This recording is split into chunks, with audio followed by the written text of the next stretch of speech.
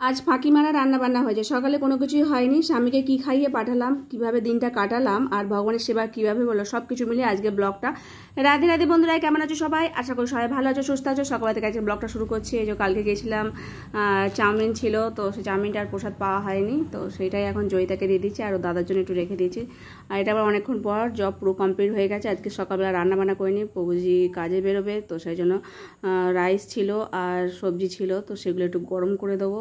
আর মানে তেমন রান্নাবান্না করার ইচ্ছা হয়নি। বেলাতে যদি পারি তো করবো, কেননা খাবার দাবার থাকলে রান্নাবান্না করতে ইচ্ছা করে না।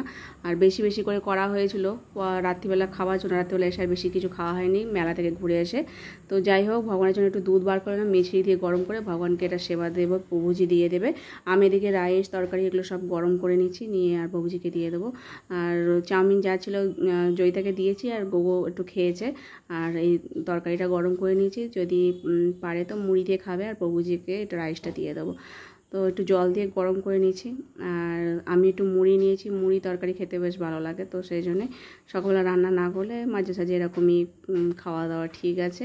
প্রভুজিকে দিয়ে দেবো, ও কাজে চলে যাবে, আর গোগো তো ঘরেই আছে। চাউমিন খেয়েছে বলে ও এখন খাবে না, বলে পরে যদি খিদে পায় তো তরকারি অনেকখানি আছে, তরকারি দিয়ে মুড়ি খেয়ে নেবে। আর পরে বেলাতে রান্না করব। আমি কাজকর্ম সেরে নিই এদিকে। কালকে তো মেলাতে গেছিলাম, মেলাতে থেকে আসার পর আর তেমন ভালো লাগছিল না, অল্প অল্প করে সবাই খেয়েছি, খাওয়া দাওয়ার পর আর শুয়ে পড়েছিলাম সব কিছু ফ্রিজে ঢুকে। যাই হোক, একটু শশা বানিয়ে নিয়েছি, শশা বৌজিকে দিলাম, আর মুড়ির সাথে আমি একটু কুচি কুচি করে নিয়েছি, এটা বেশ ভালো লাগবে। একটু কাঁচা লঙ্কাও কুচি করে নিয়েছি। তো এই দিয়ে এখন খাওয়া দাওয়া করি। আর প্রভুজি তো বাবানকে দুধ দিয়েছি, বেলাতে আবার দেখি কিছু রান্না করবো। তবে আজকে ইচ্ছা আছে, অন্য আর করতে ইচ্ছা করছে না। মানে কাজকর্ম যদি সারি তো তাড়াহুড়ো করে ভাত ডাল সবজি আর করতে ইচ্ছা করবে না, তো অন্য কিছু করব। তো আজকে ভেবেছি অনেকগুলো কাচাকুচি করি। এমনিতেই মেঘলা ওয়েদার আছে, বাইরে নয় ঘরেতেই মেলে দিলে শুকিয়ে যাবে, সেই জন্য একটু ভিজিয়ে দিচ্ছি। আর আমারই জামা কাপড় কালকে বেরিয়েছিলাম, এমনি তো সেই ঘুরে এসেছি, একটু একটু করে কাচাকুচি করি, সেগুলো সব মাঝে সাঝে কেচে নিই। আর আজকে জয়িতার হাফ বেলা ছিল, মাসের শেষ দিনে হাফ বেলা হয়, তো ওর ভাই বোন দুজনে কথাবার্তা হয়ে গেছে। মা আজকে রান্না করেনি সকাল থেকে, তো ওই রান্নাঘরে ঢুকে দেখছে সত্যিই কি রান্না করিনি, তো ওই ঢুকে দেখছে যে খাওয়া দাওয়ার আছে কিনা।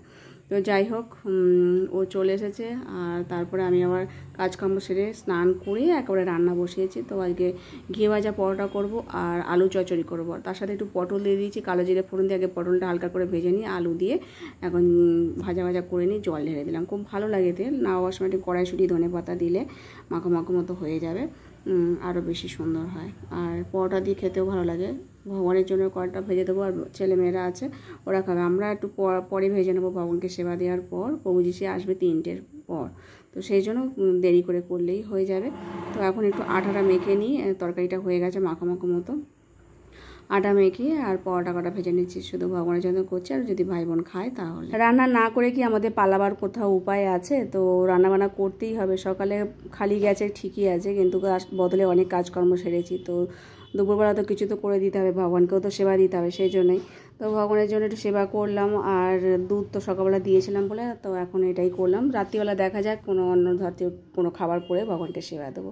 তো গৌকে দিয়ে সেবা দেওয়ালাম। আর আজকের মতো ভিডিওটা এখানে শেষ করছি। সকলে ভালো থেকো, সুস্থ থেকো। হরে কৃষ্ণ।